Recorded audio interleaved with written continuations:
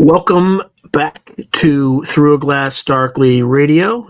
You're listening to us on United Public Radio, and the intro music was Mark of the Doomslayer by Karl Casey at White Bat Audio. Hopefully I am not on. Okay. I always have to check to verify that I am not on mute, because sometimes things will surprise you. So good evening, everyone. Tonight and today, we're going to talk about Men in Black, various theories about them and how they manifest, etc., etc. So, tonight we're going to delve into this mystery. It's one of the most perplexing and chilling mysteries of our time. The Men in Black. Who are these shadowy figures that appear unbidden at the doorstep of UFO witnesses and experiencers? Are they agents of a clandestine government organization, extraterrestrials in disguise, or something even stranger, beings from beyond our reality? So we'll explore some of these theories, dissect various encounters, and uncover the enigma of these dark-suited sentinels of secrecy. That's a very interesting way of putting it. So the inspiration behind this is, I'm just going through this book by Nick Redfern, The Real Men in Black. There's actually some characters in this book, some of whom we've interviewed on this very podcast. So one of the people who's quoted extensively in that particular book is Alan Greenfield, who allegedly has one of the only pictures of an alleged man in black that's ever been taken. I mean, there's more than one, but and I think it's a particularly good time. Interesting.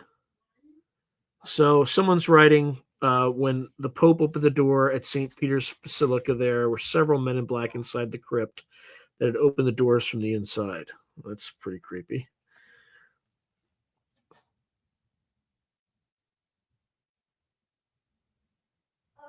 There are lots of interesting theories folks are having. So Triple Nubbins is writing, they're the bodies of the former tomb guards at the Tomb of the Unknown Soldier, highly trained, all the same height, and they guard a damn portal, bruv. So, by the way, the people who guard the Tomb of the Unknown Soldier, that is the 3rd U.S. Infantry Regiment, I believe. I think that's correct. I used to work with a captain who came from there, and then he kind of was relieved of command for God knows whatever weird reasons. But anyway, there's that. So, who or what are the Men in Black? So there's kind of various ways to look at this. We'll just go through kind of some of the various theories behind it, right? So we'll start at the most boring, right, which is probably the most likely, unfortunately. I remember when I interviewed Lynn Buchanan, he claims to know precisely who they are, precisely where they operate from in the U.S. government. And he says they're the real deal, and he's had interaction, like 1 or 2 interactions with them. He actually was pulled into one to, help interview somebody with this shadowy organization. So in terms of government agents, it could span a number of different things. Back in the day, you could be talking about the Federal Bureau of Investigation, the FBI, right? Just G-men who were kind of interviewing witnesses to UFOs, UAPs. And then there's also the infamous Air Force Office of Special Investigations, right? The Air Force OSI. So, that's another potential place. But there are stories of, FBI agents actually investigating these mysterious figures that would claim to represent government, and they just didn't know who they are. So, in terms of the government agent theory, the role is they're believed to be operatives from secret government agencies like the CIA, FBI, or a shadowy organization. It's less likely to be CIA, solely because the CIA is not technically supposed to be operating on U.S. soil, but overseas, it's almost certainly could be CIA, right? And obviously, and then their purpose would be to suppress information about UFO sightings and otherwise extraterrestrial or just anomalous encounters. We got to stop using this ET thing because we don't really know. Traits, they're often described as wearing black suits, speaking in monotone, and employing various forms of intimidation tactics. And, some examples of this are the U.S. Air Force's Project Blue Book and alleged cover ups of U.S. activity. Now, there's another theory that they're just kind of ETs, okay?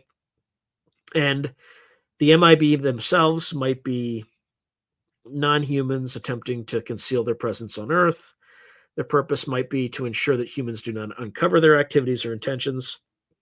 And their traits are typically more robotic. They have strange mannerisms, like not knowing how to operate ballpoint pens. Just really, really simple things. Or not knowing how to drink coffee, just stuff that's really strange, but just a general lack of understanding about human culture. And then, these reports, they often have unusual facial features, like, very, very pale, sometimes glowing eyes, mechanical sounding voices. Another theory is that they're interdimensional entities, right? So beings from parallel universes or alternate dimensions. Their purpose is to monitor or to control human awareness of their existence. Their traits, they appear and vanish mysteriously, and their presence often coincides with paranormal activities. So when I interviewed Peter Lavenda, he claimed that he had kind of seen kind of a car go of kind of one of these people that he would have described as men in black. And he said kind of as soon as it rounded the corner and he rounded the corner, the car had just disappeared. It was just gone. So these are sorts of events that have been reported in the past. Now, did they just drive faster or zoom away? And who knows? But that's kind of some of the background behind why this theory could be a potential reality. So, examples of this, there's theories linking men in black encounters with poltergeists, shadow people, or time travelers, right? So that's another potential theory behind them. So, sorry, I will get to comments soon, but I want to try to get through this and take my time with it so I can make sure I cover everything and get some good, decent content in before I start to devolve into conversation. So there can also be just paranormal manifestations, right? So they might be physical manifestations of collective fear, psychic energy, or archetypal forces. So we're talking about tulpas, egregores, and various other thought forms. And their purpose might be to serve as guardians of forbidden knowledge or as projections of the subconscious. Their traits would be that their existence is transient and difficult to document. They seem to respond to belief, right? And they also might feed on. There's an expert that's cited in Nick Redfern's book, who was an expert on, well, not an expert, but spent a lot of time in Tibet in the monastery there learning, and kind of spent a lot of time creating her own thought form. Who was like this? She imagined as a monk, and allegedly created this monk, and this monk would help her travel, and et cetera, and was real as you or me. But apparently, with these thought forms, over time they start to kind of devolve, or not devolve, but kind of develop their own kind of independence. And also, this particular monk, it used to be, she had imagined him as this plump monk, right? And he suddenly became leaner, edgier, and would at times disappear and go elsewhere and do other things.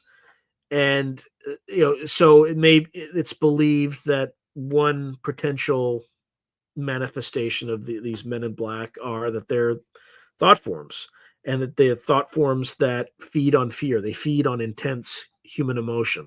So the more intense, the better. So they will deliberately put them, show up and deliberately cause fearful situations in order to feed on that fear. So you get some of that. So,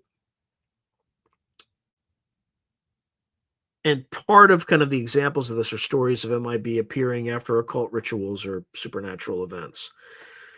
A fifth possibility is they could be some form of artificial intelligence or biological androids, or just maybe even like Data, kind of Commander Data that you saw in Star Trek The Next Generation, sort of androids. So they could be advanced robotic or synthetic beings created by extraterrestrial or non-human, or even human hands. The purpose would be to operate without emotion or morality and suppressing UFO-related evidence. Or traits or mechanical behavior, lack of emotion, and limited interaction beyond their mission. And this is examples would be cases of where men in black have been described as behaving like machines rather than humans.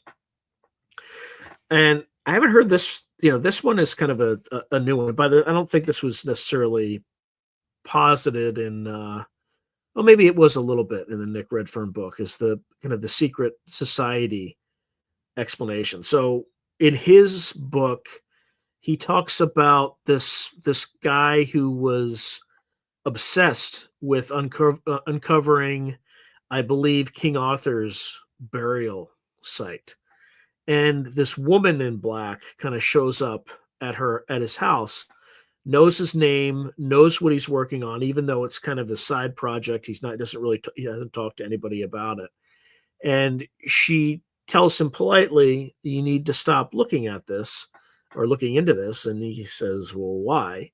And she says, well, his burial site, which you will find if you keep searching the way you're searching, is protecting or covering up a portal. And if you disturb the burial site, you'll open that portal up to a race of beings that will flood into this world and basically devour it or, destroy it in some way. And he just kind of thanks her, and, she leaves. And she also kind of says, if you don't stop, if you don't stop doing this, we will know. And, something more malevolent will visit you. Well, of course he didn't stop, and something more malevolent did visit him. So anyway, at the very least, this entity showed itself and claimed to be part of a secret society that was protecting this thing. But maybe she was a member of a secret society, or maybe she was something else that was presuming or pretending to be a member of some secret society. But regardless, the role of these entities would be to they might belong to ancient or modern secret societies, so Freemasons, Illuminati, the Bilderberg Group, whatever. And their purpose is to control and manage the narrative about the nature of reality. It could be about extraterrestrial contact. It could be about non-human intelligences. But it's for their own gain or to protect humanity against unseen forces. The traits would be esoteric symbols, cryptic languages, and deep ties to the global power structure. And examples could be theories connecting men in black to occult groups with hidden agendas. The number 7 it could just be people are crazy, right? So psychological or hallucinatory phenomenon. So encounters might be the result of psychological trauma, sleep paralysis, or hallucinations. There's no external purpose. The MIB is just a reflection of the human psyche under stress. Reports often come from individuals already dealing with otherworldly or high stress experience, and the similarities could be to folkloric entities like the Grim Reaper or shadowy specters. I think Albert Bender, he had a particular condition that the men in black that he purported to see can actually be explained away if you look at that condition and extrapolate kind of some of the symptoms of it. Like everything he reported was basically a symptom of it. I'm not saying that's what it was, but it's one thing that you can definitely look into and find a plausible explanation. Again, if you want to learn a little bit more detail about what that malady was or whatever, Nick Redfern certainly explores it in his book, The Real Men in Black. There's also, myth and folklore. So, the MIB could be part of a modern mythos akin to earlier legends of trickster figures or demonologists, right? So just think the trickster, okay? And they might serve as a cultural tool to explain or process mysteries and unexplained phenomena. Stories like this often overlap with urban legends, reinforcing their role as modern myths. So examples could be tales that mirror older narratives about encounters with strange and imposing figures. Then you could also they could just be psyops or disinformation agents. They might be deliberate fabrications or deployment by intelligence agencies to spread disinformation, confuse witnesses, or detract attention from real UFO investigations. They often exhibit bizarre behavior that tends to undermine their own credibility, and witnesses often recount nonsensical conversations or encounters that seem designed to discredit them. A 10th thing that they could be is just other UFO researchers who want to discourage people or experiencers from talking to other researchers. And then that's why they say, don't talk to anybody. Don't do this. An 11th theory could be that there's some form of hybrid beings. So a mix of human, extraterrestrial DNA or technology, or non-human, or what have you, interdimensional. And their purpose might be to bridge two species and maintain secrecy while blending in society. They appear human, but exhibit strange physical or behavioral anomalies. And encounters where MIB are described as looking almost human with uncanny features. So those are just kind of some generic explanations. In terms of, the other thing that they could be are kind of occult or supernatural beings. So this is kind of the demonic kind of explanation.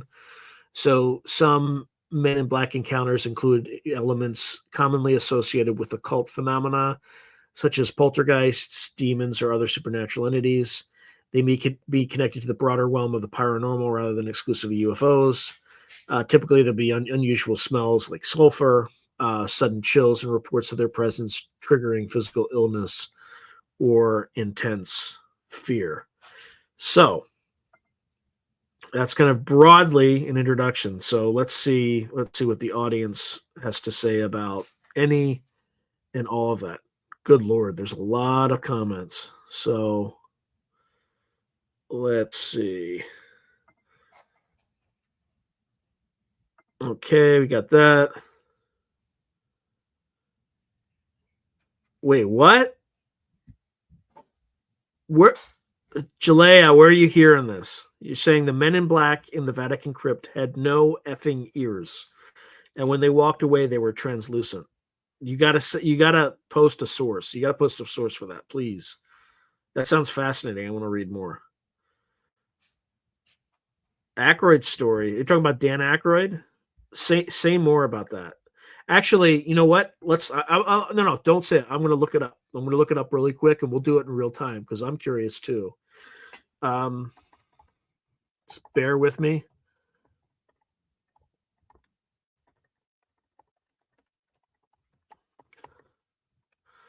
All right, so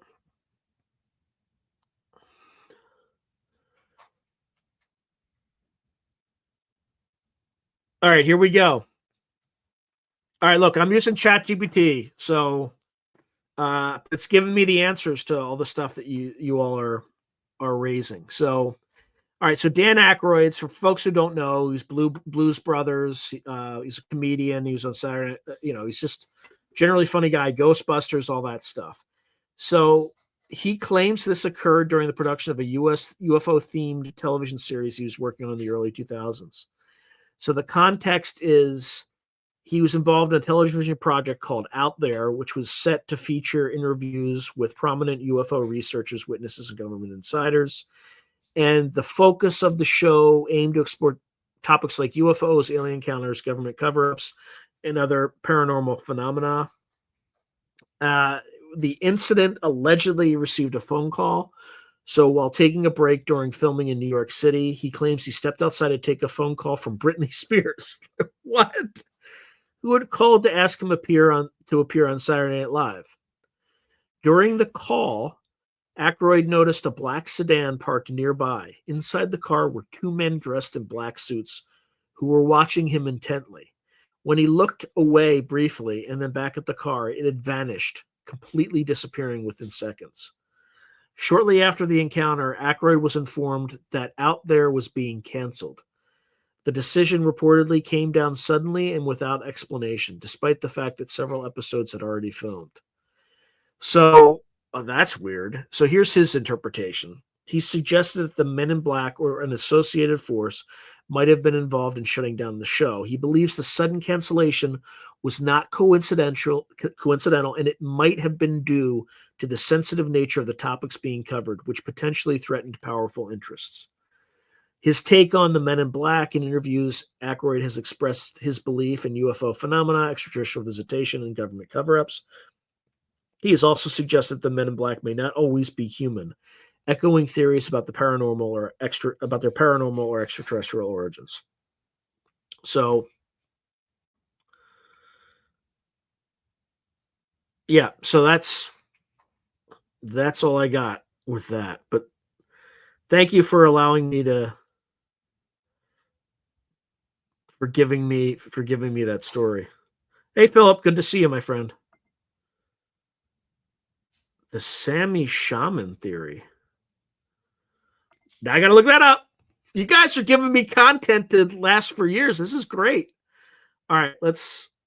I don't know if I'll get an answer on this, but what is the Sammy Shaman theory for the Men in Black?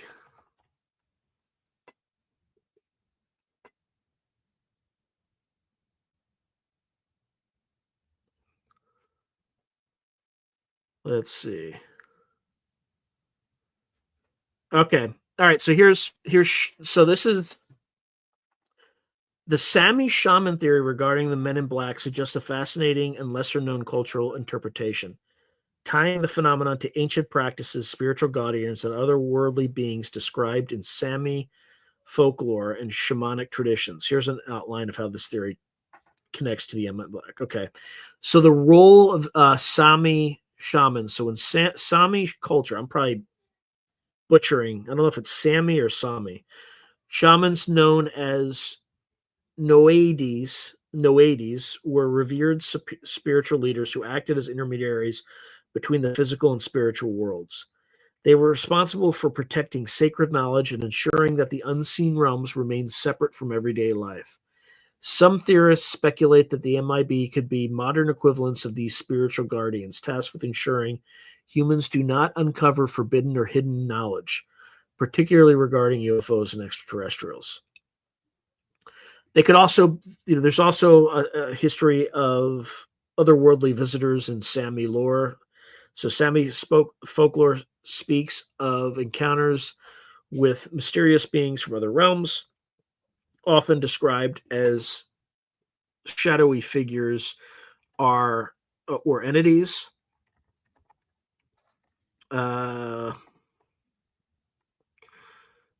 These beings, like Men in Black, are often associated with secrecy, intimidation, and a sense of the uncanny, blending the physical and metaphysical. There's shifting traditions. The Sami shamans were believed to possess the ability to shapeshift or take on other forms to travel between the world or disguise themselves. MIB, the ties to descriptions of the men in black who sometimes appear inhuman, robotic, or otherworldly, as if their physical form is a disguise of illusion. I have to stop right there because that triggered another memory in me. So I was just reading. I read a bunch of books all at once and like take forever to finish them, but I'll finish like 10 at once because they're all in various places of completion. So I started reading the first book in Carlos Castaneda's series, and he talks about certain Native American tradition, and where they had this shape shifting. There was like a shape shifting tradition, and what was believed is if you see like a coyote, and it's the question is, was it carrying anything in its mouth? And if the answer is no, then it's just a normal coyote. And it's like in the first 10 pages of the book. And as I was reading it, I recalled when I was in the army way back when, out in the desert, in the Mojave Desert, in my neighborhood, there was a coyote that was just trotting down the street, and it had a baby owl in its mouth, just happy as like a pig in shit. And I just kind of was struck by that memory. I'm like, maybe that wasn't like, I'm sure it was just a coyote who was eating an owl, but it's just a little weird. Another thing that the Sami tradition could suggest is that they're guardians of secrets. So certain knowledge, such as sacred rituals, songs, or visions, were considered too powerful or dangerous for the uninitiated. And then the MIB's role could be interpreted as enforcers of similar principles, ensuring that humanity does not gain access to knowledge that could disrupt the balance between realms or attract harmful attention. There's also the Sami have encounters with UFO parallels, so encounters in the Arctic. The Sami people living in the remote Arctic region have reported strange lights and unexplained phenomena for centuries, which link to modern UFO sightings. And there's a lot of MIB like figures in folklore, stories of mysterious strangers who appear after such events, warning or intimidating witnesses, parallel typical MIB accounts. There's a connection to nature spirits, the spirits of the land. In Sami cosmology, nature spirits play a significant role in disturbing sacred spaces or knowledge, often brings consequences. MIBs as enforcers, they may be seen as manifestations of these spirits, ensuring that humans do not interfere with cosmic or natural balances. There's also esoteric interpretations that could be archival forces. Some theorists view the men in black through a Jungian lens, suggesting they represent archetypes of secrecy, suppression, and fear. Much like figures in Sami spiritual stories, there could be a cultural memory involved. The Sami shamanic interpretations of the men in black could reflect a cultural memory of encounters with mysterious authoritarian figures, whether spiritual, extraterrestrial, or governmental.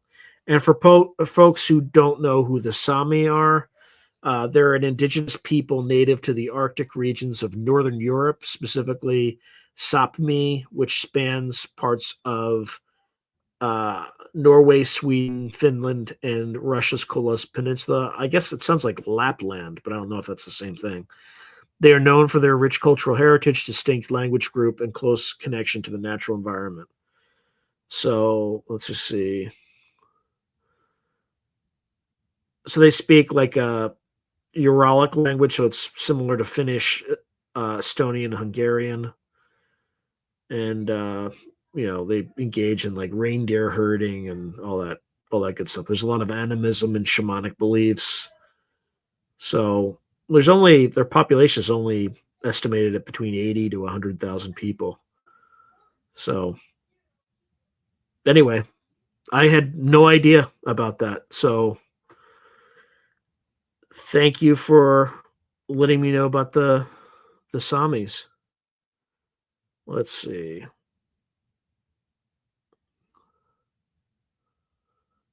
I'm just trying to find. Yeah, Sami Laplander. Yeah, okay. That's helpful. All right, well, thank you for taking us on that journey, Tribble Nubbins. That was I did not know any of that stuff. So let's see. Huh. Lots of crazy stories. Yeah, it's kind of the Jungian archetype. Yep. Yeah, there's also I didn't even say vampires. Like that could be the history behind vampires. Like they have to be invited in, and then when they're invited in, they drain you.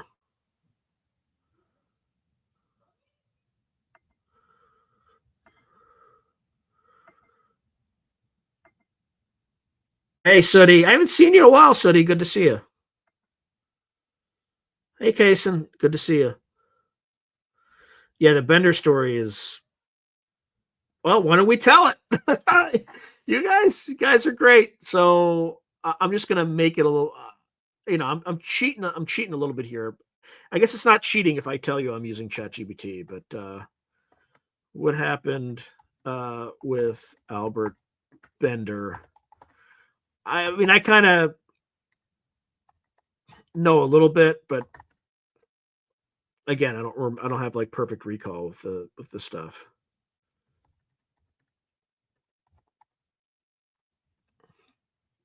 Just give me a second. All right, so let's start with who he was. So Albert K. Bender was an early UFO researcher and enthusiast from Bridgeport, Connecticut in 1952. He founded the International Flying Saucer Bureau, one of the first UFO organizations in the United States. Now, this is the guy that anytime I talk to Nathaniel Gillis, he talks about Albert Bender building altars and stuff like that. This is that Albert Bender. So his group gained significant attention with members and chapters in multiple countries, making him a prominent figure in the burgeoning UFO research community. He also made him a target of kind of the FBI. They were very interested. They interviewed several people in his group.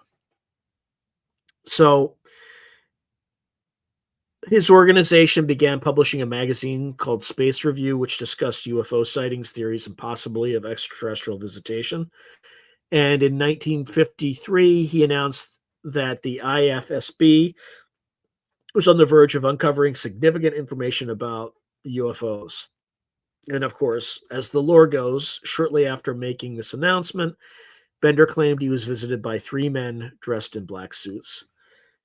They were intimidating and had an unnatural air about them. They allegedly communicated telepathically and exuded a strange, oppressive energy. The men instructed Bender to cease his UFO investigations and to stop publishing Space Review immediately. Bender complied, abruptly shutting down the IFSB and ceasing his public UFO research activities. Bender described experiencing severe physical and psychological effects following the visit, including heartache or headaches, paranoia, and a sense of being watched. In 1962, nearly a decade later, Bender published a book titled Flying Saucers and the Three Men, where he elaborated on his experiences. His claims took a surreal turn. He claimed the men in black were extraterrestrial beings from another planet. They were part of a group of aliens who had been visiting Earth to extract resources and suppress human awareness of their activities. The men in black could appear and disappear at will, communicate telepathically, and induce fear and confusion. Bender claimed that he was taken aboard an alien spacecraft and shown their operation, but was warned not to disclose the full details. All right, so there are some theories that this guy is just a wackadoodle, right? Some that it was real. There are some that it was kind of actually the FBI, and then that had actually visited him, and then he took this experience and conflated it to sell books. But the fallout from doing all this was that many UFO researchers and skeptics criticized Bender's story as fantastical and inconsistent with other UFO sightings and Men in Black encounters. Some suggested he fabricated the story to explain the sudden closure of the IFSB. And despite skepticism, Bender's account became a cornerstone of MIB lore and significantly contributed to their image as shadowy enforcers connected to UFO secrecy. After publishing his book, Bender largely withdrew from the UFO community and avoided further public discussions of his experiences. So, I'm going to see the one question that we didn't cover is whether or not this was part of a I guess a condition that he had. So did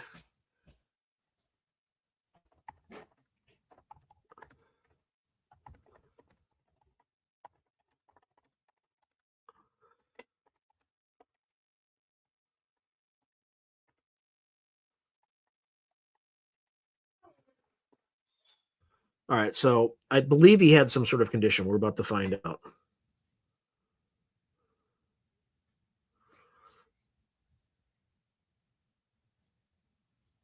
Yeah, I don't think ChatGPT is. It might be temporal lobe epilepsy. Yeah, so some aspects of Bender's account, particularly the vividness of his experiences and their otherworldly quality, align with symptoms reported by individuals with temporal lobe epilepsy. And temporal lobe epilepsy can cause intense sensory experiences, including visual or auditory hallucinations, deja vu, and feelings of a presence of otherworldly contact. Now, there's no direct evidence that Bender had TLE, but it has been proposed as a potential explanation for some paranormal and UFO experiences. So, yeah,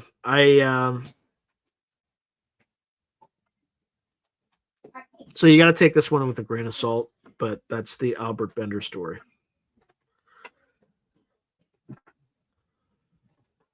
All right, man, we burned through a lot of stuff. Okay.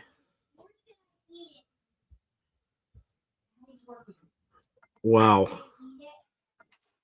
right, you can be down and she'll be very, very good.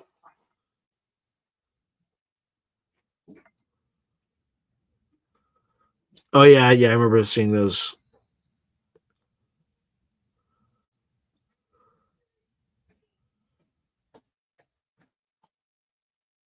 Well, what happened to that, Casson? Did it go away?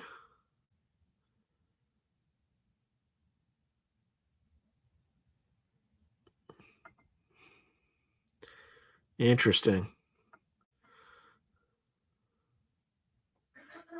Yeah, Reverend Randall. There are definitely many categories MIB could derive from, and it could be there from multiple sources, right?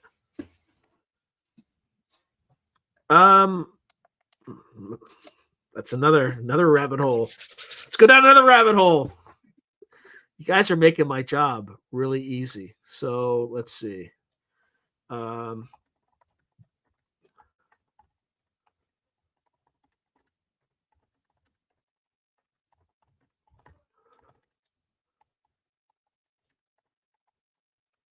Let's see what old ChatGPT has to say about that.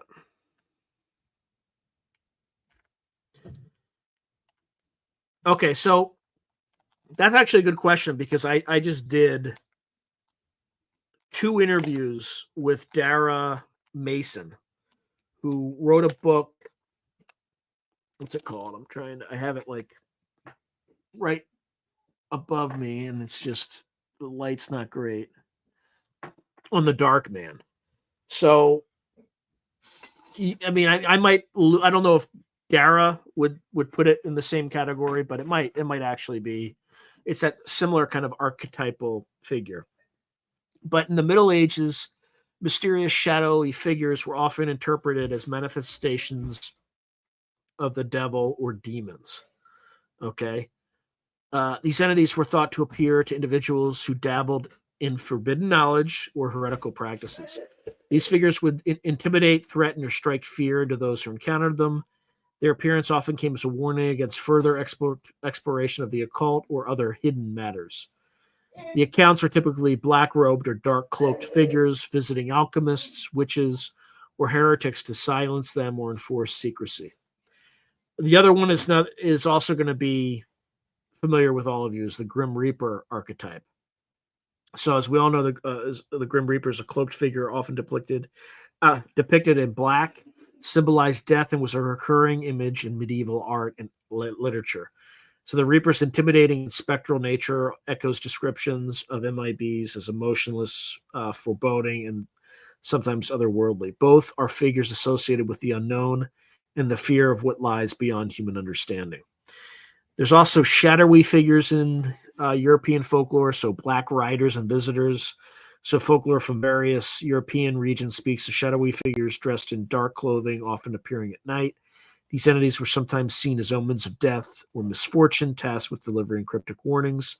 The dark clothing, ominous presence, a message of secrecy or danger align closely with modern MIB lore. So stories of the wild hunt often feature ghostly black-clad riders who traverse the night sky and appear as harbingers of doom. There's kind of also church inquisitors and enforcers. So during the Inquisition, black-cloaked church officials were tasked with rooting out heresy, often through intimidation and threats. These officials would visit individuals suspected of holding forbidden knowledge, akin to how MIB reportedly visit UFO witnesses. Their attire, secrecy, and oppressive behavior resemble the archetypal MIB. Accounts of inquisitors appearing, suddenly interrogating individuals and warning them against spreading heretical ideas. There's also fairy encounters and otherworldly beings. So in Celtic and Northern European folklore, encounters with fairies or the good people often involve warnings or punishments for trespassing into forbidden realms or learning too much about their hidden world. The parallels to the Men in Black, the fairy and their emissaries often dressed in dark or nondescript clothing to avoid drawing attention. So again, we talk about the Dark Man, right, who often is seen with cloven hooves and was all, and as you'll see in those future interviews, was often seen as of the Fae, right, a member of the good people. They were known for their ability to appear and disappear suddenly, similar to modern MIB accounts. Folklore includes stories of dark, mysterious figures who delivered cryptic messages to those who encountered fairy rings, secret groves, or other supernatural phenomena. They're also like alchemists and keepers of forbidden knowledge. Alchemists in medieval Europe often claim to have encountered shadowy figures who warn them against revealing secrets of their craft, such as the Philosopher's Stone or the Elixir of Life. These mysterious figures discourage the purpose or the pursuit of dissemination of esoteric knowledge, much like the MIB's alleged role in UFO suppression. The attire of these figures was often described as dark and formal, consistent with Men in Black appearances. Legends surrounding the Rosicrucians, or secretive Hermetic orders, include tales of mysterious protectors of knowledge. There's black monks or phantom figures, so haunted monasteries. Many medieval ghost stories involve black-clad monks or spectral figures haunting sacred sites. These entities were often seen as guardians of hidden knowledge or avengers of desecration. The haunting nature of these figures, their dark attire, and their connection to secrecy and hidden realms echo modern Men in Black characteristics. So there's a very long, meandering answer to what they're even reported in medieval times. Depending on your interpretation, yes. Let's see. Yep. I'm like, I must be way behind. Oh, wow. So Soulite US Expat writes, in The Giants of Stonehenge in Ancient Britain by Hugh Newman and Jim Vieira, it says that the remains of King Arthur have been found and he was a 10-foot giant. Merlin was a giant too, apparently. Yeah, seriously. Shape-shifting Sami shaman. Shape-shifting Sami shaman. I can't do it 10 times though. Yeah, the whole drone thing. I mean, it's just the federal government continues to beclown itself. But I repeat myself. So it's like a group are writing their own play without any crazy stuff, but then crazy persons start to write in the shared script, making things too crazy. Cultures had different ways of dealing with it. Yeah. Hey, John, good to see you again, my friend. Yeah, reindeers. Yeah, Laplanders, the Sami.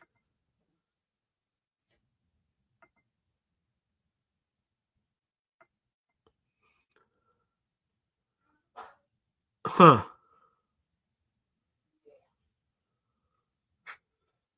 Yeah, so Casson Lee writes, there's a writer named Graham Phillips who writes about King Arthur. He says Arthur was a regional leader who fought the Romans, and his base was called Vericonium or Vericonium. You can still see his ruins today. Sammy left. Oh, okay. Oh, cool. So fascinating story. I had a somewhat similar experience or close to an MIB encounter, but it's too much to comment. But basically, a black Escalade, but without the Escalade logo was on my tail, then gone. Interesting.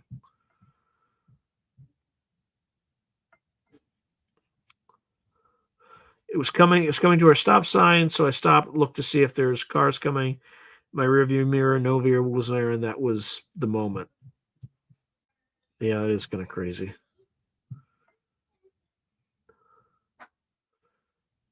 Bender's weird home. Okay, let me see.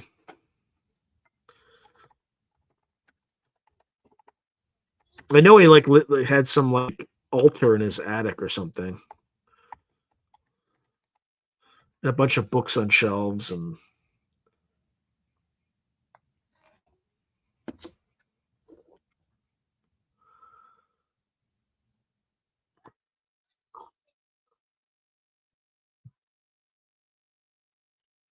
Oh, I wasn't expecting that.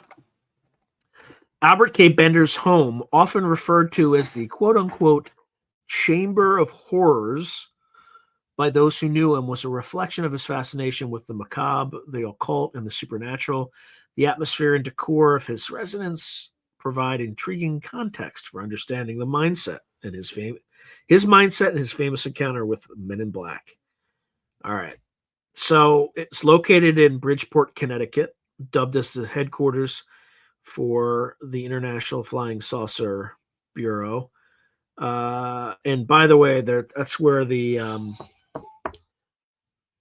bridge. Oh, maybe that's a different Connecticut. Okay, so the room where he conducted the UFO research, his UFO research and hosted meetings, was transformed into a bizarre, spooky sanctuary. So the walls were adorned with eerie and occult themed decorations, including images of ghosts, demons, and other supernatural entities. Bender incorporated glow in the dark paint and decorations to create a spectral, otherworldly ambiance. Skulls, bones, and other macabre items were displayed prominently. The room was dimly lit, enhancing its ominous and unsettling atmosphere. The decor likely reflected Bender's deep interest in the paranormal and supernatural, as well as his belief in the otherworldly nature of the UFO phenomenon. Bender reportedly conducted rituals in his room, attempting to contact extraterrestrial beings or unlock hidden knowledge. He was said to have used candles, incantations, and esoteric symbols, blending elements of occult practice with his UFO research. Some researchers have speculated that these rituals may have played a role in triggering his encounter with the MIB or shaped his interpretation of the event. And spending so much time in that environment could have heightened his susceptibility to fear of paranormal hallucinations, given his intense focus on the UFOs and the occult. Could be the echo chamber effect. The room's atmosphere may have amplified his beliefs and made him more prone to interpreting ambiguous experiences as supernatural or alien encounters. Those who visited his home often remarked on how unnerving and surreal the environment was. Some saw it as quirky reflection of his interests, while others viewed it as unsettling or overly obsessive fixation of dark times. The space's spooky atmosphere might have influenced how witnesses described or remembered their interactions with Bender, possibly feeding into the mythos surrounding him. And the eerie atmosphere of his home may have influenced how he experienced and later described his MIB encounter, especially given his surreal and otherworldly elements. So the decor and rituals suggest Bender was deeply invested in the supernatural and UFO phenomenon, possibly blending the two in his interpretation of events. His Chamber of Horrors has become part of the legend surrounding his story, is often cited as evidence of his eccentricity and his immersion in the world of the strange and unexplained. Yeah, I wasn't expecting that. This Chamber of Horrors. Yeah.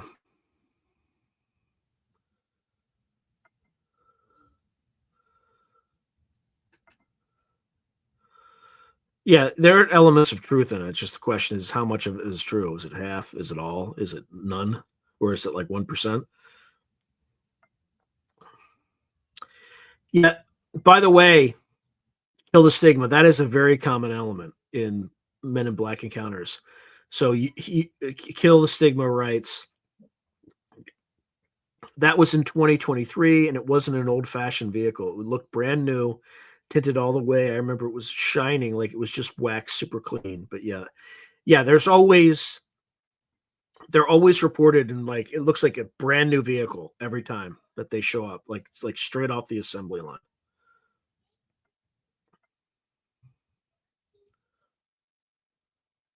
Hi, Nat Anna Jones.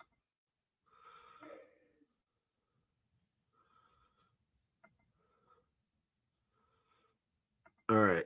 Sorry, I'm just trying to get through a lot of these comments as quickly as I can.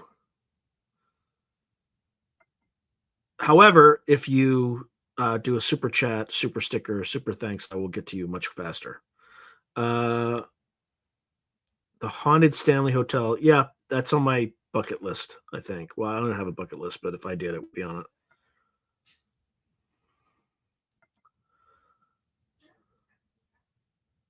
I look very extinguished. This. Oh no, that's Jalea.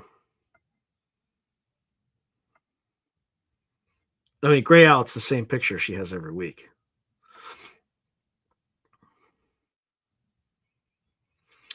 Roger, if I could make a living doing this, I would absolutely visit all these sites, and I would take a lot of the people that I interviewed with to the like, could you imagine like touring one of these places with like Steve Mera and like Barry Fitzgerald and you know someday I would do something like that.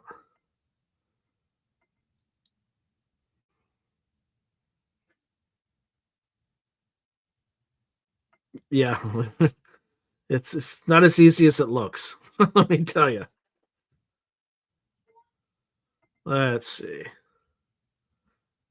Is there really? I wonder if that's the one that Jacques Vallée is associated with.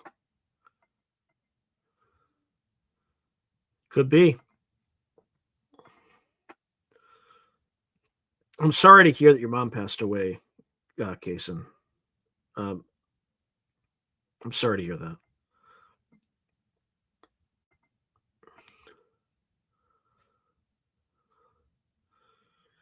If a less referred to in the literature as a shiny shoehorn man. What? All right, here now. I can't let that one go. Hold on. What is the shiny shoehorn man associated with the Men in Black?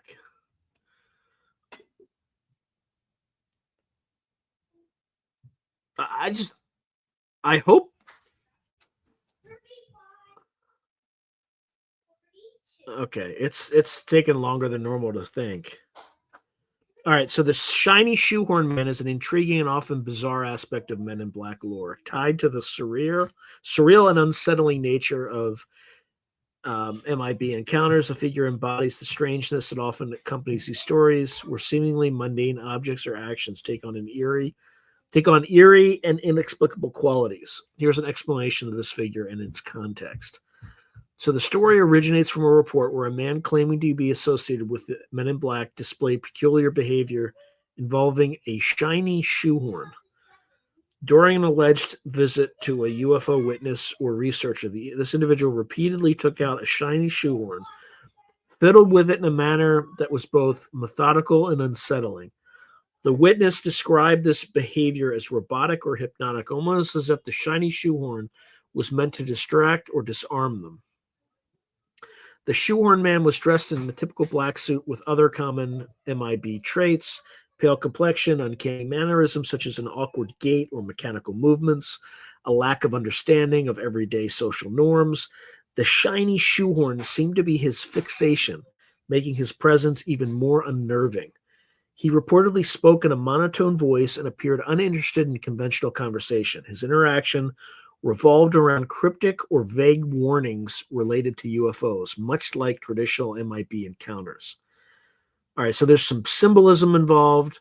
So there's the distraction part, which the MIB are often thought to be or to use psychological manipulation to confuse or intimidate their targets. The shoehorn might have served as a tool to disorient the witness. There's an element of surrealism. MIB encounters are often marked by absurd or inexplicable elements, reinforcing the otherworldly or dreamlike quality of the experience. Third aspect of it is kind of a tool of control. Some theories suggest the shoehorn could have been a device for mind control, hypnotic suggestion, or monitoring the witness. And it could also be, non-human technology or alien technology disguised, given the common belief that men in black may be extraterrestrials. The shiny shoehorn could have been a piece of alien tech in disguise, its purpose obscured to the human observer. So, yeah, that's weird. That's some weird stuff. Let's see.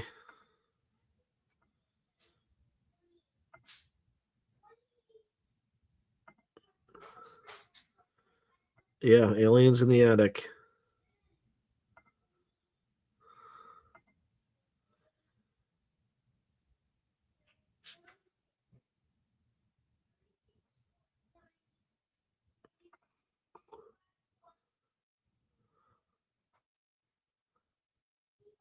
Huh.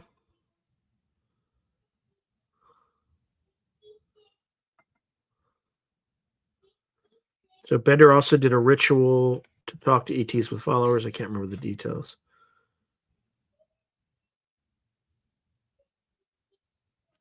Yeah, I mean, who knows what happened to Forrestal? Why did he commit suicide? Or did somebody throw him out the window? I've tried it before. I went to just outside Skinwalker Ranch. I'm sorry to hear that. Take care of yourself, Kason. Oh, yeah, he's extremely intelligent. Dan Aykroyd. I'd love to have him on the show.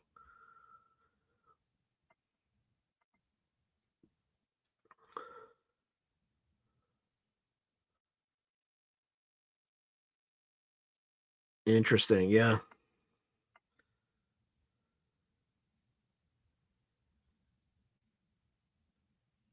Yeah, I have the book. It's called I think it's called The Real Men in Black. I can't remember, but the first book he has is a complete secret cipher of the Euphonauts, and then the Men in Black, I think, is the second book. And then there's something about where he goes into the Black Lodge after that. Yeah. So yes, Secret Rituals of the Men in Black. I think I have both books. I think if you there's a version where you buy the complete secret cipher of the Euphonauts. It also has the Secret Rituals of the Men in Black. So, and Alan Greenfield kind of has one of the only alleged pictures of the Men in Black. I'm trying to see if I can quickly find it, but let's see.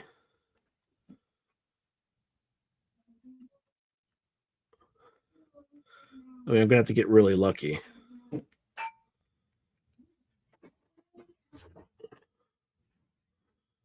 Yep, found it. Okay.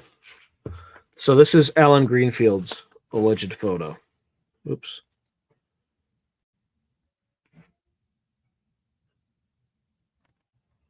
Where he just caught one of these guys pretty quickly. So who knows?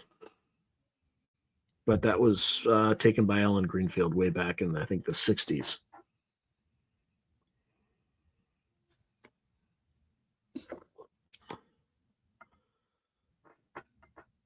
Okay.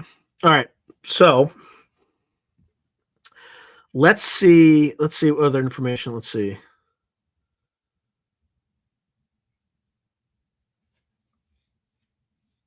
Yeah, it does sound like you know what. Yeah, I don't know. That's the enigmatic person that they were trying to find, and why can't I remember the name of that? They did like a documentary where they went to Kentucky, and I can't remember the name of the couple that did that. But uh, however that documentary did, Alan Greenfield told me that they bought a house with the proceeds, basically. So it did very well for them. Okay, so um, I'm going to ask if have there been any reports. I doubt it's going to say anything, but I'm going to try of Men in Black during the recent drone flap in New Jersey.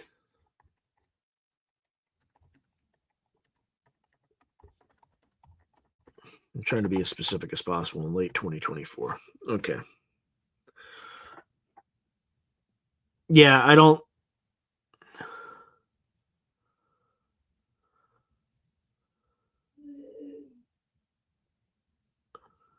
So here's what it says. As of now, there have been no credible reports or documented instances linking the Men in Black to the recent surge of drone sightings in New Jersey during late 2024. The mysterious drone activities have gathered significant public attention and media coverage, leading to various speculation and theories. However, no substantial evidence has emerged to suggest the involvement of MIB in these events.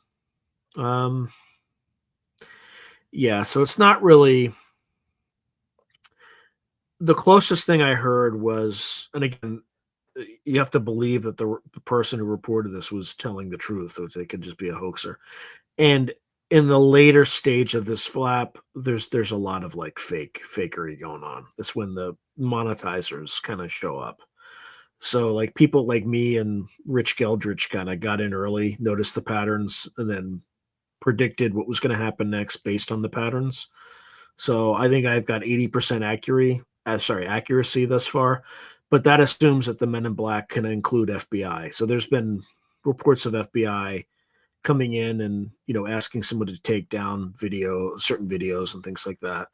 Have not verified it, but there are reports already. So you know we shall see. And the other thing too is there may have been accounts that we just have not been reported yet.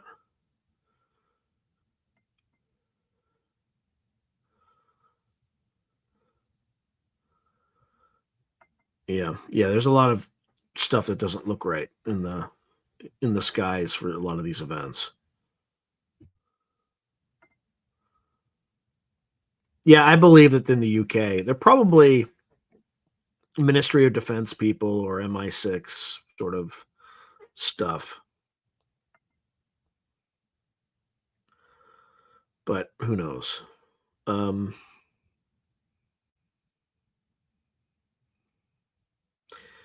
the other interesting thing is that apparently people who read uh, that book tend to get influenced by the phenomenon. But let's see.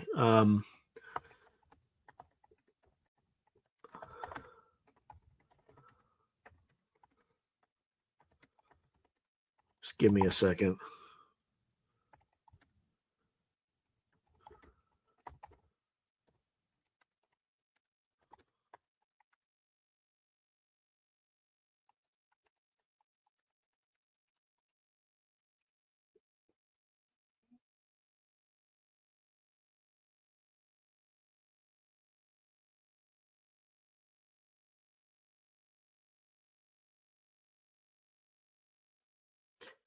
Yeah, I ChatGPT is not really giving me much on that one. So,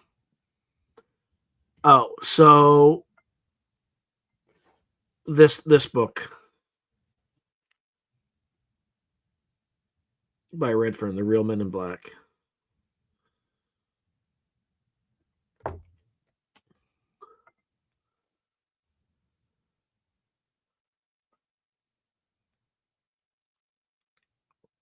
Yeah, I can't remember who that person was, but I do recall something like that.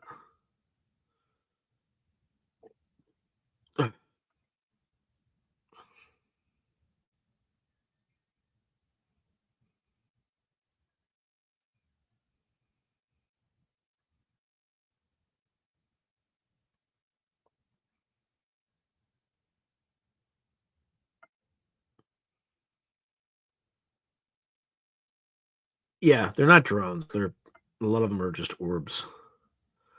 And there are a lot of predictions that it's only going to get worse in 2025. Just keep them coming, boys. Keep them coming. Because the more that these people, these government officials lie to me, the more they need to be punished with just looking like idiots every time they open their mouths.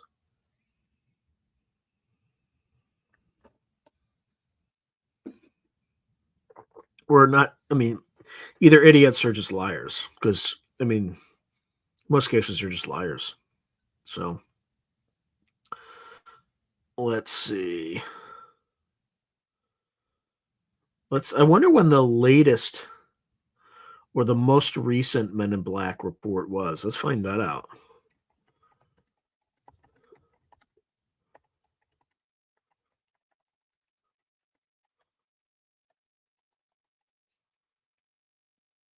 I don't know if we'll get a good answer, but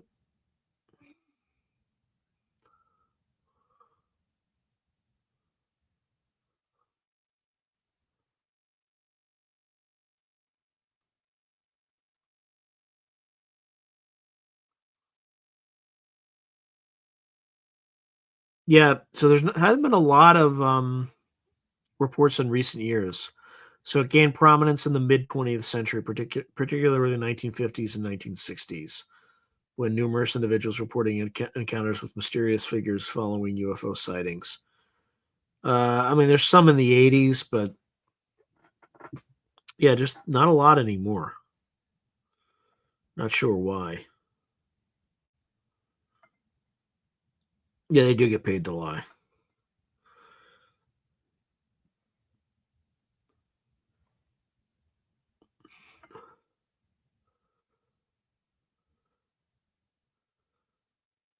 Interesting.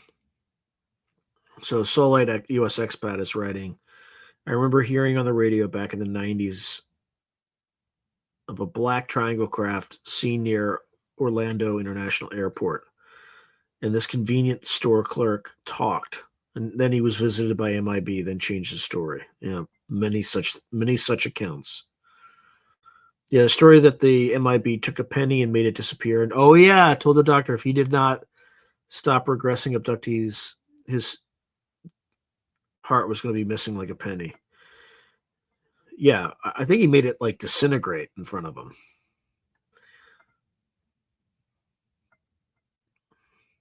But then I think it's the same MIB encounter. The man in black kind of like was running out of energy and like he's like I must leave now. There's like a story like that too, where it was like he was out of charge or something.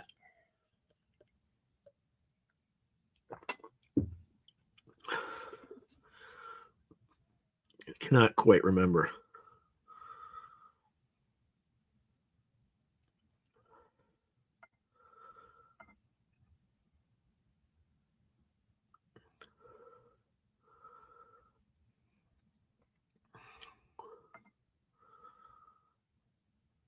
All right, I'm just trying to.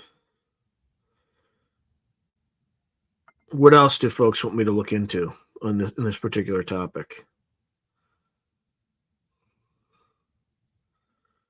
With the latest Biden address.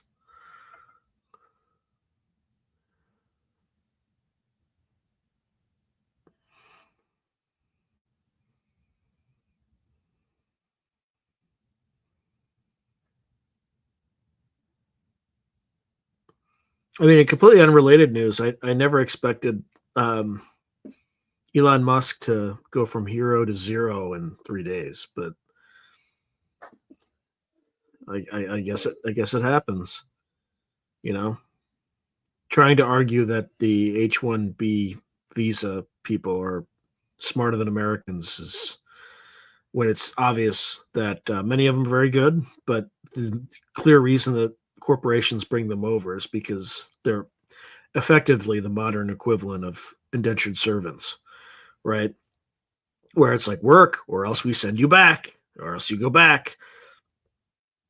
And they're super cheap, and they just debase U.S. engineering salaries. That's why that's why Elon Musk likes them.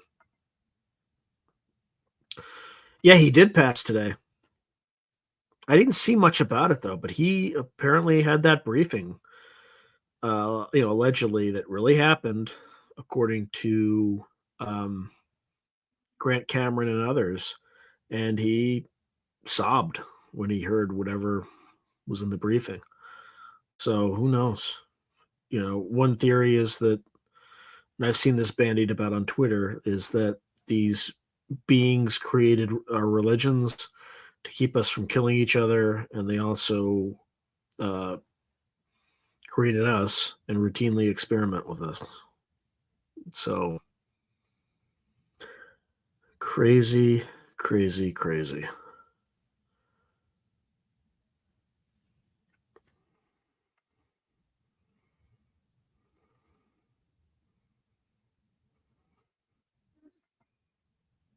Yeah, they're just like a non-human species trying to pretend like they're human. Like humans put on like animal costumes and try to blend in with the baboons. I don't know. He's also on a nuclear sub. He couldn't have been that much of a crybaby, but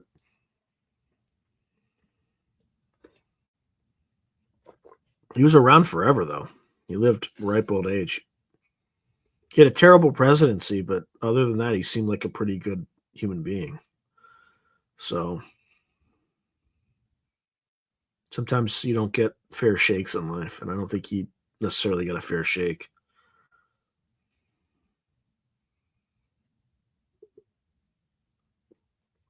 Yeah, I don't. Yeah, that's certainly fair. That is definitely fair.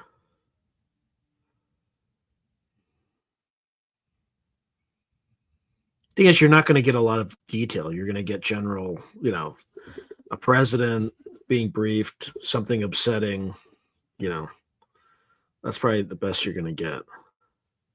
And it'll be amazing that they figure that out, but the details, who knows?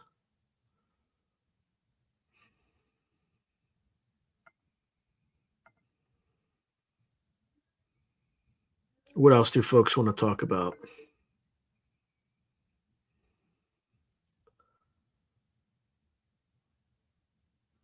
Any other Men in Black stories or tales?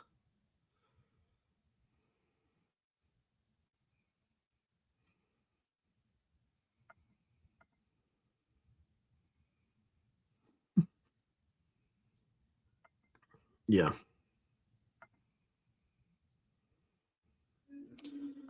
Yeah, I can always have them on again. Uh, I try not to overdo it though, because you don't want to keep bringing on the same guests, right? Too often. Otherwise, people get bored with them, and that's not good for me or good for them.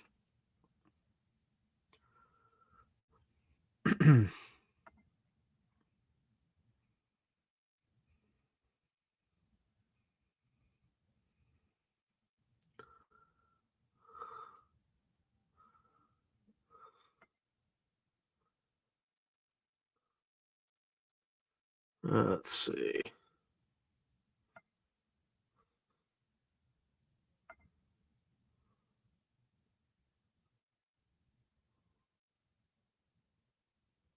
Huh.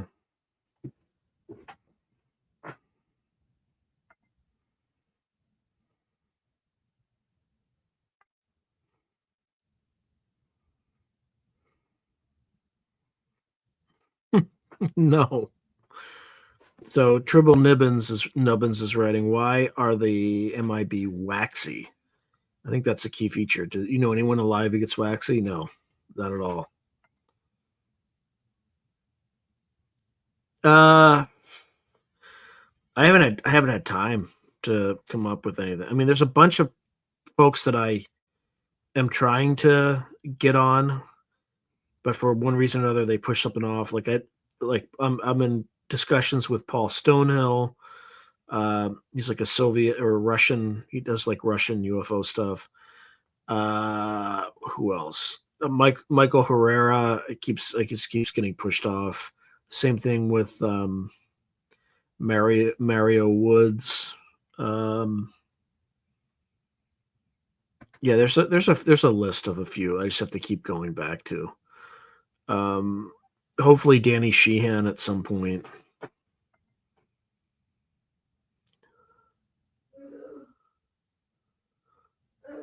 Yeah, I do remember something like that. There's an Art Bell show who's taking calls from Area 51, and one person gets a call crying and telling about some dark stuff. The television lines, yeah, got blocked. Yeah.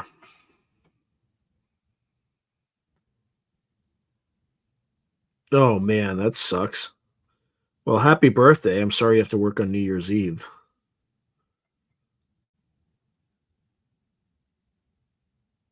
Oh, I didn't know they zapped Arts Electronics. That's weird.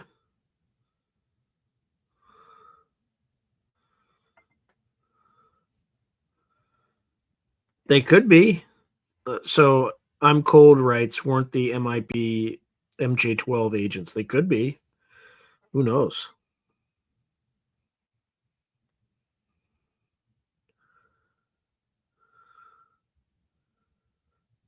No, I have not seen that episode with Scott Roeder and the Experiencer who thought he might have video captured from on board a UFO. I have not seen that.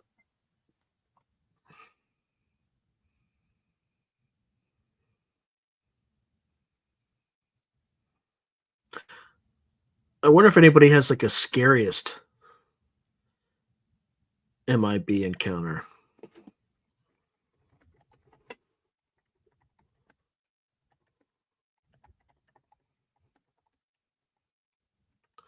It's probably the doctor story, but yeah.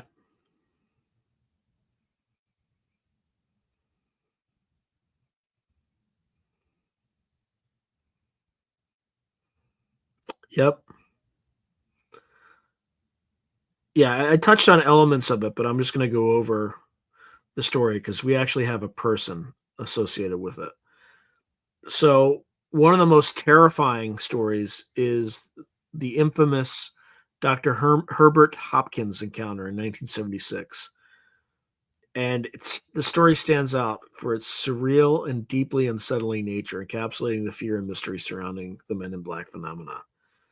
So, Dr. Hopkins was a respected psychiatrist and hypnotist from Maine who in 1976 was working as a consultant on a UFO abduction case. One evening, while alone at home, he received a phone call from a man claiming to represent a UFO research organization. The caller asked if he could visit to discuss the case Dr. Hopkins was consulting on, and Hopkins agreed.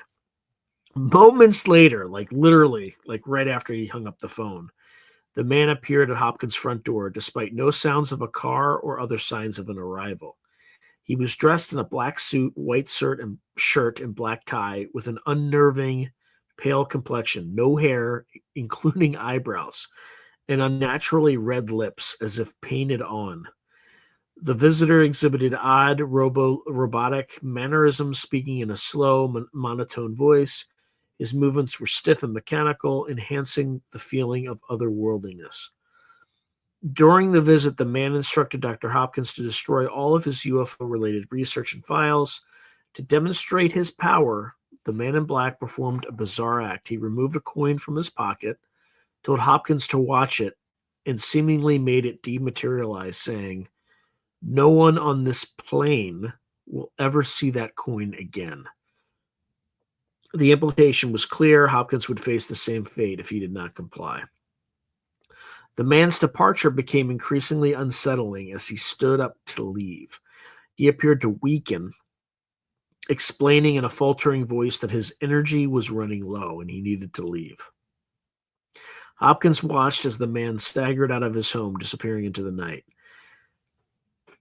Deeply shaken, Dr. Hopkins immediately destroyed his files and ceased his involvement in UFO research. He later described his experience as profoundly disturbing and beyond rational explanation. So, yeah, that's some weird, deeply disturbing stuff.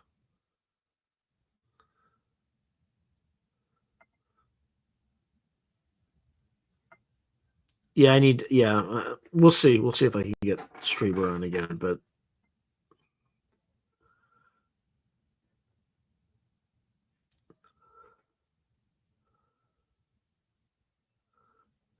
yikes.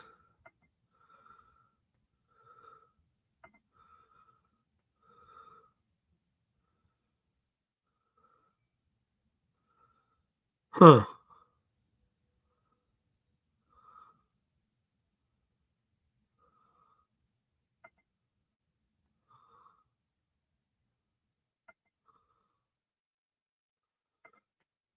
All right, so Wendell Steens. Let's see what that account is.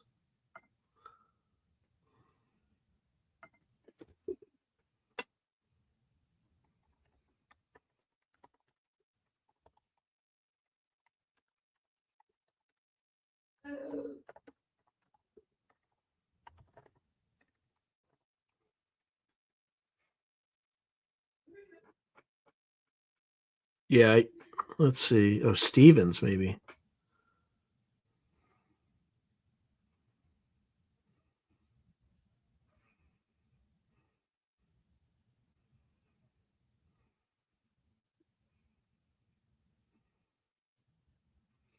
Yeah, so Wendell Stevens.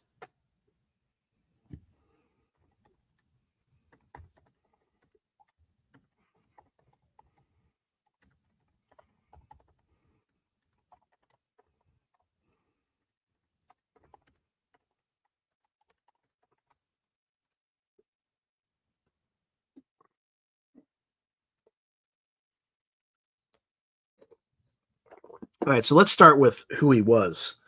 So Wendell Stevens served as a pilot and officer in the U.S. Air Force, where he was exposed to classified projects and intelligence, sparking a lifelong interest in UFOs. During his service in Alaska in the 1940s, he reportedly had access to data from radar systems that tracked unidentified flying objects.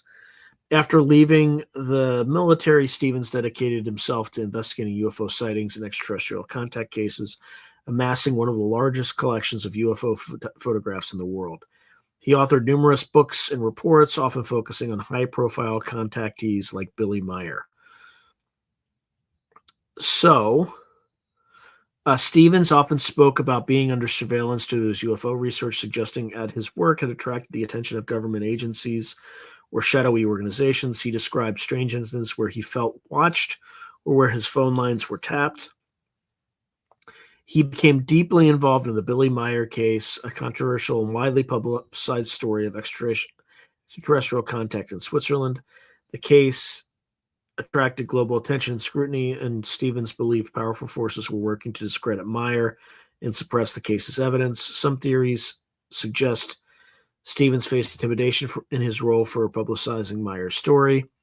Stevens claims to have experienced indirect forms of harassment, including break-ins and the unexplained disappearance of documents related to his research. While he never explicitly described an encounter with the Men in Black, these incidents share similarities with common MIB reports, such as mysterious interference with UFO investigators.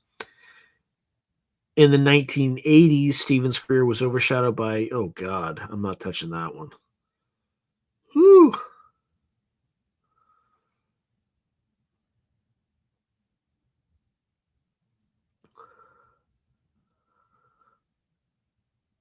Okay, yeah, you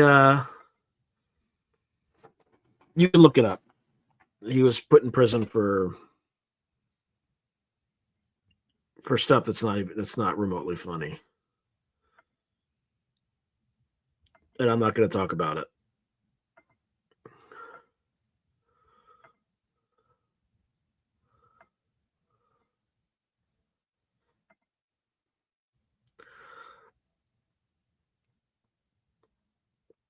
Yeah, I think Billy Meyer also had lots of like fakes, like fake UFO photos and stuff like that, which undermined his credibility a great deal. That doesn't mean that at some earlier point he didn't see something that was real. So,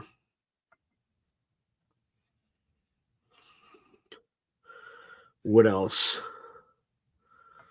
Any other Men in Black stories folks want me to explore? I feel like we kind of covered a lot of ground tonight, and I'm kind of like, there's got to be more. I just don't have it at the tip of my fingers yet.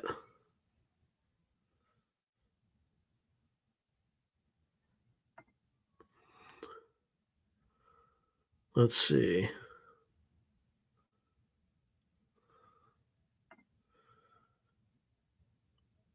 Yeah, I think his initial photos may have been real, but yeah, 100%. Some of them were real, but then he faked a bunch of the later photos. Oh, really? Could be the case. Yeah, Billy Meyer's one of those cases you got to be super, super careful about.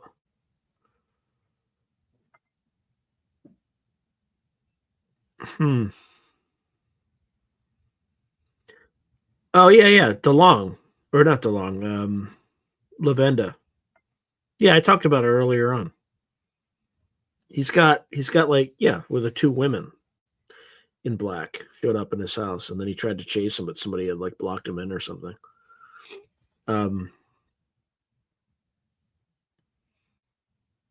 but yeah, absolutely.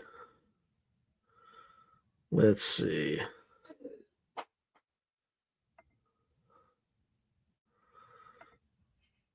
Yeah, no worries, no worries at all. I'm trying to think if there's another one that I can think of.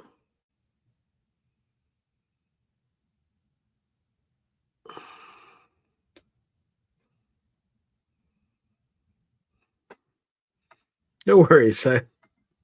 No worries, Gray Al. You're not. It's okay. I think I like really, but I touched on it so quickly. It would have been easy to miss, even if you were on at the time.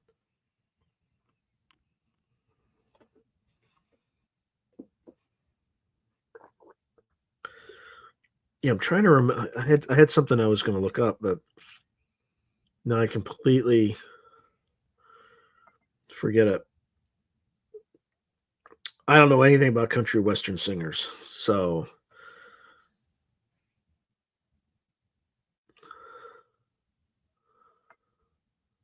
let's see.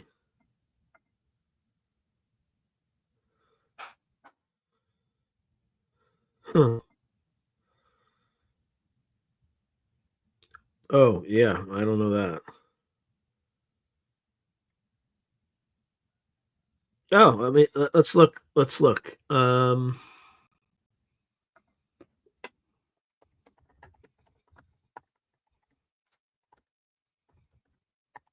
There's also the Calvine incident too.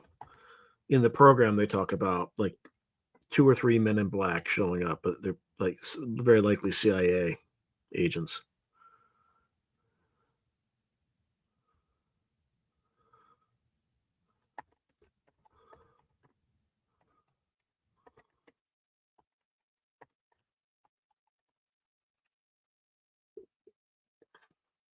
I completely butchered the Rendlesham Forest incident.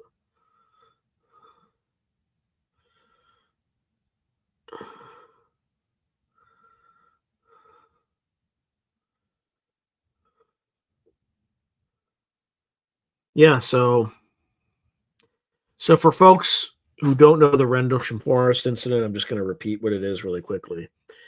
But it happened in December 1980. It's often referred to as Britain's Roswell. Everything's referred to as Britain's Roswell. It involved multiple sightings of unexplained lights and alleged landings of unidentified craft near RAF Woodbridge in Suffolk, England.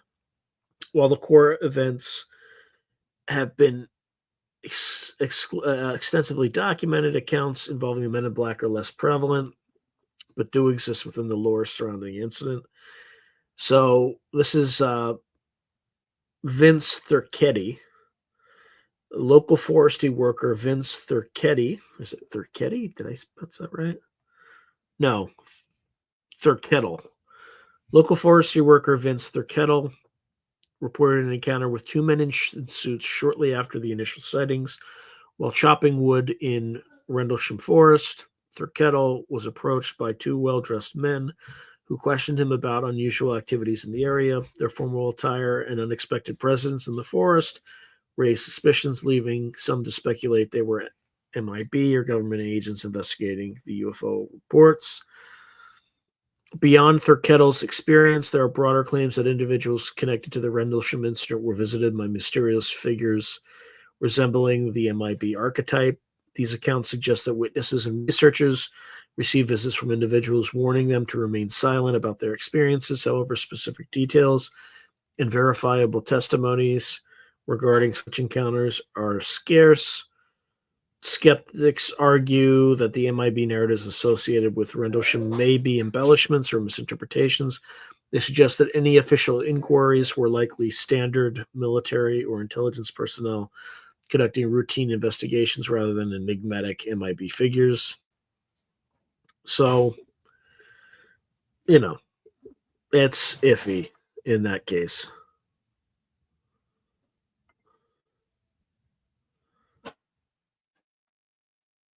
Johnny Sands was a country western singer. Well,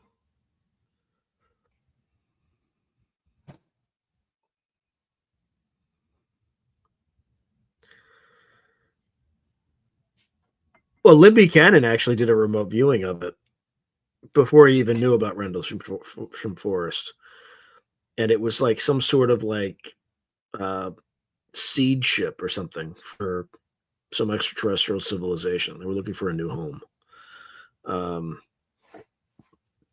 So I think he described it as an incubator or something. And he described the black craft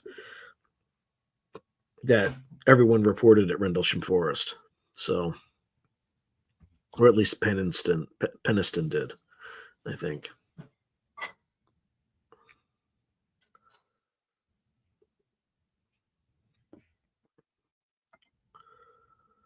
All right, let me take a look at Johnny Sands.